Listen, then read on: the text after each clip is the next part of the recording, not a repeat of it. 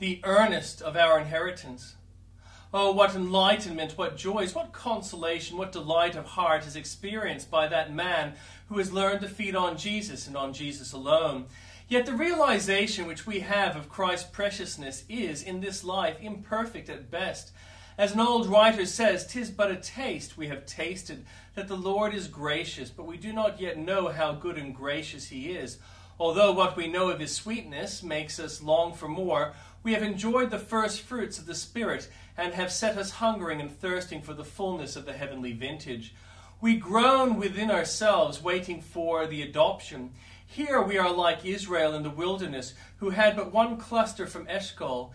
There we shall be in the vineyard. Here we see the manna falling small like coriander seed.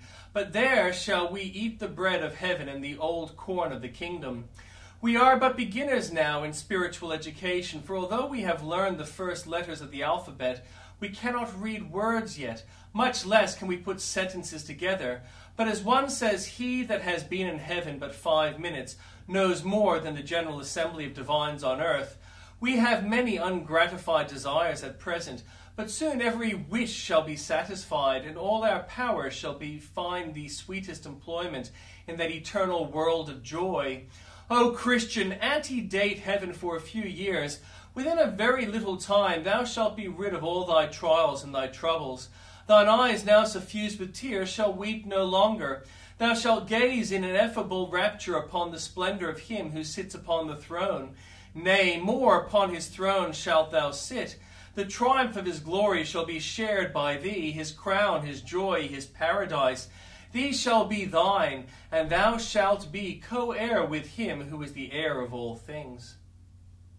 And now what hast thou to do in the way of Egypt, to drink the waters of Sihor? By sundry miracles, by diverse mercies, by strange deliverances, Jehovah had proved himself to be worthy of Israel's trust. Yet they broke down the hedges with which God had enclosed them as a sacred garden. They forsook their own true and living God and followed after false gods. Constantly did the Lord reprove them for this infatuation, and our text contains one instance of God's expostulating with them. What hast thou to do in the way of Egypt, to drink the waters of the muddy river? For so it may be translated, why dost thou wander afar and leave thine own cool stream from Lebanon? Why dost thou forsake Jerusalem to turn aside to Noph and to Tepanes? Why art thou so strangely set on mischief that thou canst not be content with good and healthful, but wouldst follow after that which is evil and deceitful? Is there not here a word of expostulation and warning to the Christian? O true believer, called by the grace and washed in the precious blood of Jesus, thou hast tasted of better drink than the muddy river of this world's pleasure can give thee. Thou hast had fellowship with Christ.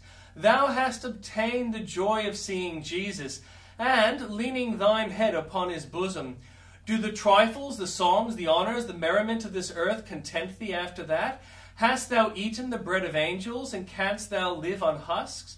Good Rutherford once said, I have tasted of Christ's own manna, and it hath put my mouth out of taste for the brown bread of this world's joys. Methinks it should be so with thee. If thou art wandering after the waters of Egypt, O return quickly to the one's living fountain. The waters of Sihor may be sweet to the Egyptians, but they will prove only bitterness to thee. What hast thou to do with them? Jesus asks thee this question this evening. What wilt thou answer him?